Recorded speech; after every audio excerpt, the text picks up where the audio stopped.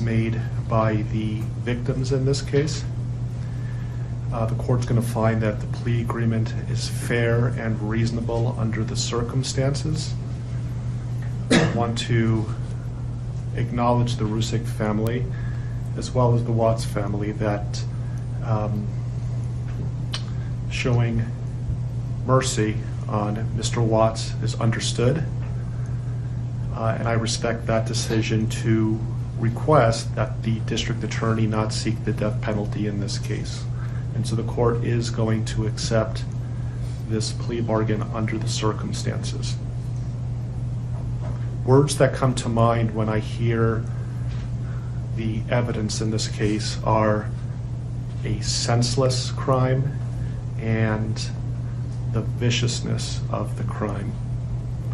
And equally aggravating in this court's determination is the despicable act of disposing of the bodies in the manner in which they were done in this case. If you believe every victim deserves to be remembered and every truth deserves to be told, subscribe to The Crime Narrator. These stories live on because you're here to hear them. The first thing Chris Watts noticed was the quiet. Not the peaceful kind. Not the kind that lets you rest, but the kind that presses against your ears until you become aware of your own breathing. Prison quiet wasn't silence at all. It was restraint. Every sound was controlled, measured, contained behind steel doors and concrete walls. For the first time since his arrest, since the interviews and headlines and whispered judgment, he thought this place might finally be what he needed. A space where nothing could reach him. A place where the world would forget his name. His cell was small, cleaner than he expected, stripped of anything unnecessary. A bunk bolted to the wall, a thin mattress, a toilet that offered no privacy.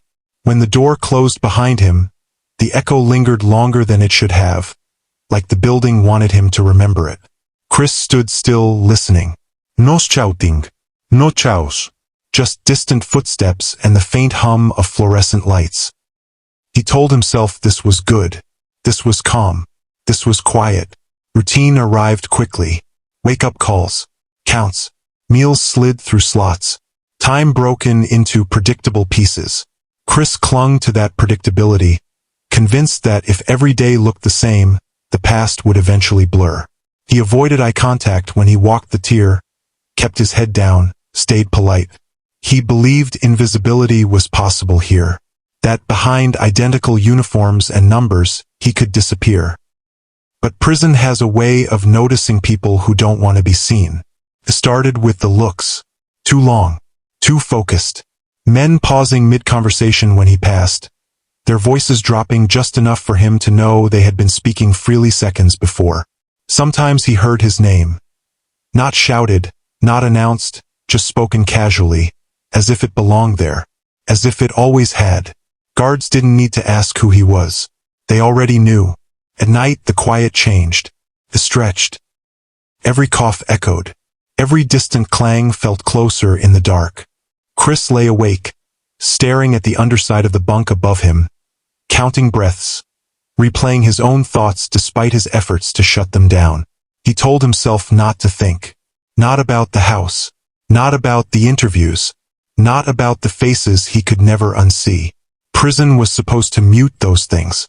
Instead, the silence amplified them. Somewhere down the tier, someone laughed.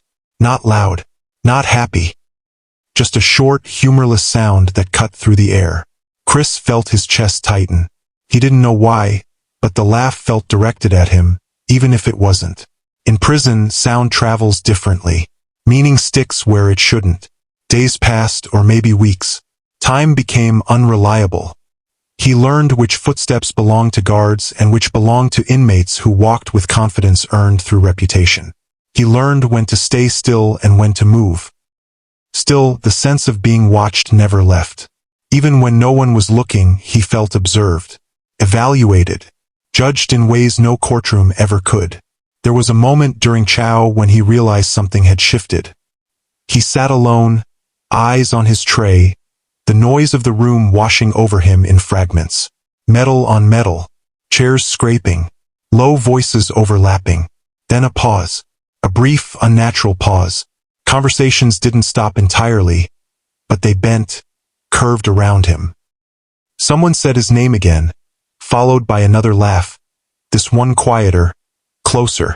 Chris swallowed hard and kept eating. The food tasted like nothing. It's strange how stories travel. The narrator might say here, how even behind locked doors, the world finds ways to follow people. And if you're listening to this right now, taking in every detail, remember to like and subscribe, because stories like this don't end when the sentence is handed down. They only change location. Back in his cell, Chris sat on the bunk and listened to the building breathe. He realized the quiet he had hoped for wasn't absence. It was anticipation. Prison wasn't loud because it didn't need to be. It communicated through waiting, through glances, through the knowledge that everyone around you had nothing but time and memory.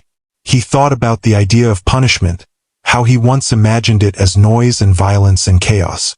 He hadn't prepared for this instead. For the way silence could feel crowded. For the way the walls seemed to lean in when the lights went out. For the certainty that no matter how still he stayed, the prison was already awake, already aware, already speaking in ways he couldn't shut out. As the lights dimmed for the night, Chris lay back and closed his eyes, telling himself tomorrow would be quieter, that he would adjust, that this place would eventually become background noise. But somewhere beyond his cell, a door slammed. Footsteps followed, and Chris understood, with a slow, sinking clarity, that prison had never promised silence. It had only promised time. By the time Chris Watts realized the quiet had patterns, it was already too late to escape them. Prison didn't just hum in the background anymore. It spoke. Not in full sentences, not in threats anyone could report, but in rhythms he couldn't ignore. The way conversations paused when he entered a room. The way certain men leaned back against the rail just to watch him pass. The way guards lingered half a second longer at his cell door during count. Their eyes unreadable. Their faces telling him they knew exactly who he was and why he was there. He tried to keep his world small. Cell. Chow. Yard. Back again. He told himself if he followed the routine precisely enough, nothing unexpected could happen. But prison has its own schedule, and it doesn't care about anyone's plans. On the yard, the noise was louder but somehow more dangerous. Laughter carried too far. Conversations overlapped in coded ways. Chris walked the perimeter alone, counting steps, pretending the sky above the razor wire was something he could still claim. That's when the questions started. Not direct, not accusatory. Casual. A man falling into step beside him, asking where he was from, how long he had. Another commenting on how television makes some people famous forever. Chris answered as little as possible, his throat tightening with every word. He knew better than to explain himself. Explanations were invitations. Still, he could feel the weight of attention settle heavier each day. Nights were worse. Sleep came in fragments, broken by sounds he couldn't place. A cough too close to his cell. Fingers tapping metal in slow, deliberate rhythms. Once, he woke convinced someone had been standing outside his door, only to find the tier empty and silent. His heart raced anyway. Prison didn't need to touch him to reach him. It worked through suggestion, through the endless replay of what everyone already knew. He began to realize that Notoriety carried its own sentence. Other inmates had crimes, stories, histories, but his followed him like a shadow. He didn't have to speak it aloud. They already had.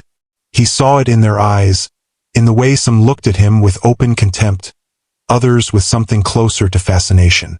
Both were dangerous. In prison, being known is never a gift. One afternoon, during a slow-moving line for mail, someone behind him leaned in just close enough for Chris to feel breath against his ear.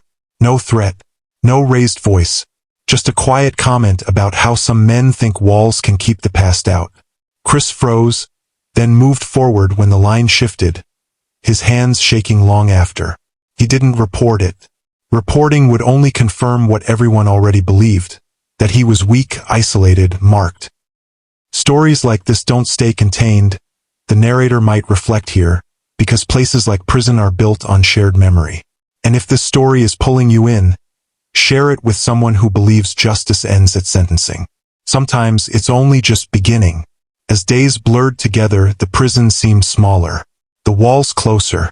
Even the guards' radios crackled more often near him, or at least it felt that way. He started skipping yard time, choosing the false safety of his cell over the open exposure outside. But isolation brought its own punishment. Alone with nothing but his thoughts, the memories he tried so hard to suppress returned sharper, louder, more detailed than ever. One night, as the lights dimmed, Chris heard someone sobbing down the tier. The sound was raw, unfiltered, carrying the kind of pain that couldn't be hidden. It stopped as suddenly as it started. No one commented. No one needed to. Prison absorbed it like everything else. Chris lay awake, staring into the darkness, realizing that everyone here was haunted by something. But not everyone was haunted equally.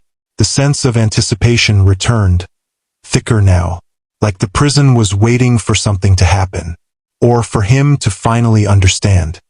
He thought again about the quiet he'd expected, the peace he'd imagined. What he'd found instead was pressure, constant, unrelenting, a reminder that some crimes echo louder than others, no matter how thick the walls are. As sleep finally claimed him in the early hours of the morning, Chris felt a certainty settle in his chest. This place wasn't breaking him quickly. It was dismantling him slowly, piece by piece, through waiting, watching, and memory. And whatever he thought the worst part of prison would be, he now knew the truth. It was knowing that tomorrow would sound exactly the same. By the time Chris stopped hoping for quiet, the prison had already finished teaching him what silence really meant. It wasn't the absence of sound. It was the absence of escape.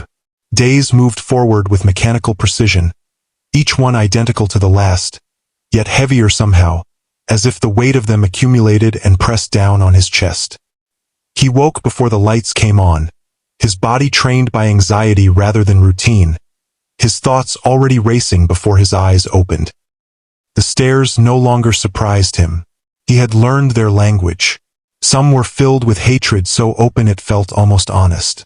Others carried curiosity, the kind that lingered too long, as if his existence was a puzzle meant to be studied. Even the neutral looks unsettled him. Neutral meant calculating. Neutral meant waiting. In prison, nothing is ever just casual. Chris stopped trying to measure time. Counting days only reminded him how many more stretched ahead, identical and unforgiving. Instead, he focused on moments. The way the air felt colder near the concrete walls. The way the metal bench vibrated when someone sat down too hard. The way his own name seemed to float through the corridors even when no one said it aloud. He realized the prison didn't need to remind him of what he'd done. His mind did that relentlessly, with a precision no interrogation ever achieved. At night, the memories came uninvited. Not as distant recollections, but as sharp, intrusive fragments that refused to fade. He tried breathing exercises, prayer, staring into darkness until his eyes burned. Nothing worked. The prison stripped away distraction, leaving him face to face with himself. And that, he understood now, was the real sentence. Somewhere down the tier, someone talked in their sleep. Another man shouted briefly, then fell silent. A guard's footsteps passed, steady and indifferent. Life went on around him, contained and controlled, while inside his head, everything remained chaotic. Chris wondered if this was how the prison broke people, not through violence but through endurance, through the understanding that nothing would change, and nothing would be forgiven. If you're still here, still listening as the story closes in on its darkest truth, take a moment to like and subscribe. Stories like this matter because they show what punishment really looks like when the cameras are gone and the doors stay shut. One evening, during count, Chris caught his reflection in the dull metal of the cell door. It startled him. He looked smaller, older, not physically but in the eyes. Whatever certainty he once had, about himself, about control, about being misunderstood, had eroded. In its place was something hollow. He turned away, unable to hold his own gaze for long. He thought about redemption, a word people used freely on the outside. In here, it felt theoretical, almost imaginary. Redemption required acknowledgement, and acknowledgement required facing the full weight of what he'd done. Prison gave him nothing else to focus on. No distractions. No excuses. Just time. Endless, unbroken time. The realization settled slowly but completely. Prison had never been designed to be quiet. It was designed to echo every action, every memory, every consequence. The walls didn't mute the past. They reflected it back, over and over, until there was nowhere left to look but inward. When lights out finally came, Chris lay back and listened to the building settle for the night. Doors locked, voices faded, the familiar hum returned. He no longer mistook it for peace. He understood it now for what it was, a reminder that the world was still moving somewhere beyond these walls, and he would never be part of it again. As sleep crept in, thin and uneasy, one truth remained louder than anything he'd heard since arriving. Prison wasn't the end of the noise. It was where the noise learned his name and refused to let go. And for Chris Watts, it never would.